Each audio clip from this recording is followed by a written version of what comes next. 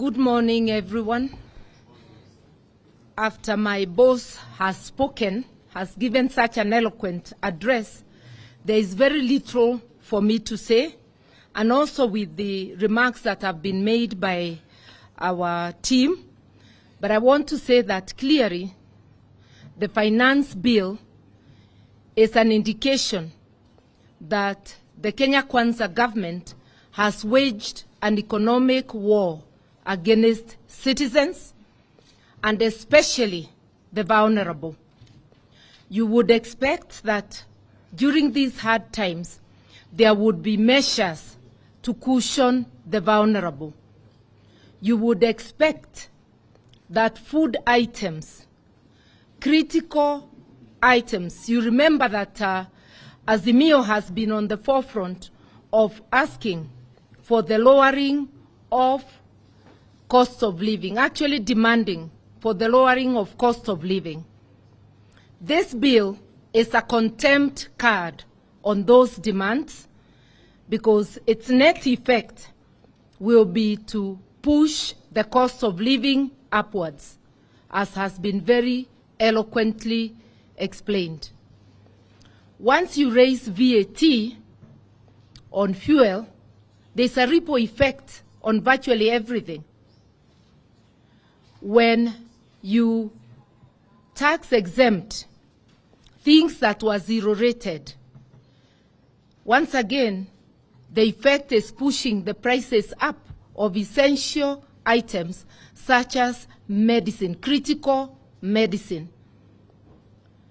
That, with the current status of NHIF, it means the average person will not have access to critical medicine. And in Kenya, we say families are just one sickness away from abject poverty. So when you move critical medicines to exempt, tax exempt, and push their prices up, it means this bill is going to directly cause deaths, suffering and death to many Kenyans.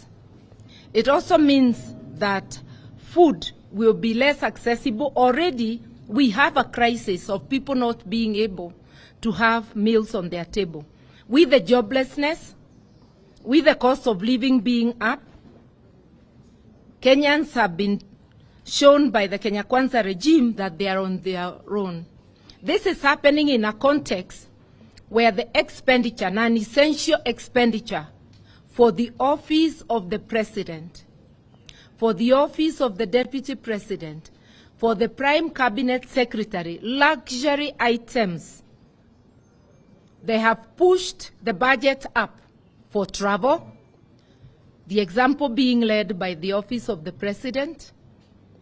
They have pushed the amount for purchase of non-essential items, fuel guzzlers. Cars are not an essential, especially if they're just discarding cars they found that have not lived have not done their time. Just because you have come in, you buy new vehicles at a time our economy is in crisis. They talk of austerity measures on one hand. On the other hand, they are lavishly spending like there is no tomorrow. So just a look at what is happening.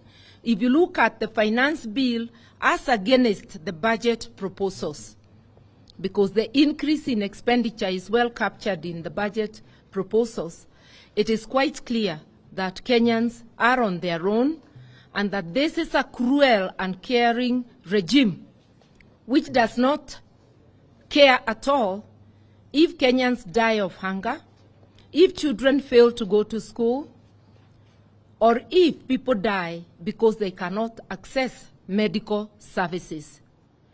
I would urge, especially our Azimio members of parliament, as you debate, let us not be hoodwinked to concentrate only on the issue of the housing fund. This bill has so much poison in it, which needs to be unpackaged to Kenyans, item by item. And here there can be division of labor, because no single person will have enough time, whether in the media or in Parliament, to analyze all the sections of the bill, so that we unpackage this as easily as we can to Kenyans, so that the Mama Mboga knows and the artisan that their targets of punitive taxes, I'm using the word punitive, when you start charging turnover tax to people whose income is less than 2,000 shillings a day, because they are aiming at people who are earning 1,300 for taxation. That's a person selling mandazi or chapatis on the roadside. These are very, very punitive measures, and this is something that should be resisted. And if the Kenya Kwanza government goes through with it like they have threatened, Kenyans must get ready to take action, remembering sovereignty is in their hands. And without much ado, I'll call upon my brother, His Excellency, Dr. Kalonzo Musyoka, even to offer greetings. Much has been said. You are not being asked for much, just greetings.